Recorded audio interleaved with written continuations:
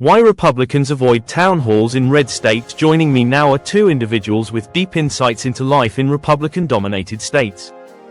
Former Montana Senator Jon Tester and former New Orleans Mayor Mitch Landrieu are here to discuss the pressing issues facing these communities. Senator Tester, you spent years representing Montana and always remained deeply connected to your constituents.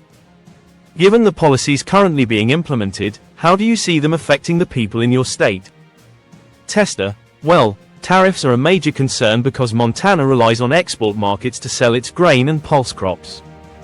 Another significant issue is the administration's approach to the Postal Service. This could be a devastating blow to rural America. In Montana, where about 10% of the population consists of veterans, cuts to the VA have real consequences. Even if benefits aren't technically reduced, the lack of adequate personnel in the VA system means veterans will struggle to access the care they need. Additionally, changes to the Forest Service and National Park Service threaten Montana's outdoor recreation industry, which is worth $6 to $7 billion annually. If mismanaged, these policies could deal a severe economic blow to our state. Looking at the bigger picture, the administration's tactics seem aimed at creating division, whether between Democrats and Republicans or liberals and conservatives. Now, that strategy is extending globally, alienating the US from key allies while aligning more closely with China, Russia, North Korea, and Iran.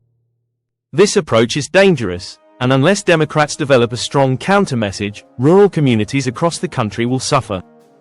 Host, I want to continue that discussion, but first, Mitch, I'd like to hear your thoughts on NOAA and FEMA.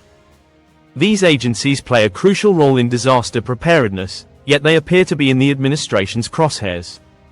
Given the recent extreme weather events, what are your thoughts? Landrieu, thanks, Jen, and it's great to see Senator Tester. I completely agree with his points. Donald Trump's leadership is fundamentally about division and destruction. He thrives on creating chaos. Let's take NOAA as an example. Many people might not realize just how essential NOAA is. When I was mayor of New Orleans, I worked closely with them, particularly during hurricane season. They provided crucial early storm warnings, allowing us to evacuate and save lives. Without NOAA's expertise during Hurricane Katrina, we could have lost far more than 1,800 people. FEMA plays a similarly vital role in disaster response, and cuts to these agencies make no sense, especially given the increasing frequency of extreme weather events like wildfires, tornadoes, floods, and hurricanes. These agencies aren't political, they exist solely to save lives. The fact that they're being undermined at such a critical time is deeply concerning. Host, Senator, you mentioned the importance of getting the Democratic message right. With the party in the minority in both the Senate and House, what do you think Democrats should focus on legislatively and in their messaging? Tester, I receive daily emails from constituents affected by these policies. Democrats need to bring working families into the conversation and ensure their voices are heard. Real-life stories should be at the heart of our messaging. Take veterans, for example. Many struggle to access health care. Moving them to private sector care simply isn't a viable option in rural areas with few hospitals. Democrats must center their message on working and middle-class Americans, focusing on issues that matter most: jobs, healthcare, and economic stability.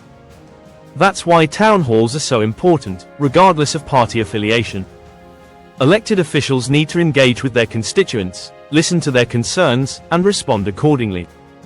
Host, absolutely. Watching Democrats engage in town halls, even in deep red districts, has been inspiring. In contrast, many Republicans are avoiding them altogether. Mitch, given your political experience, do you think these issues will eventually catch up with them? Landrieu, absolutely, and this movement is growing organically. I've held town halls with hundreds of people and faced tough questions, but that's part of the job. If Republicans are too afraid to show up, Democrats should seize the opportunity to engage directly with voters. People care about basic needs: housing, food, education, and financial security.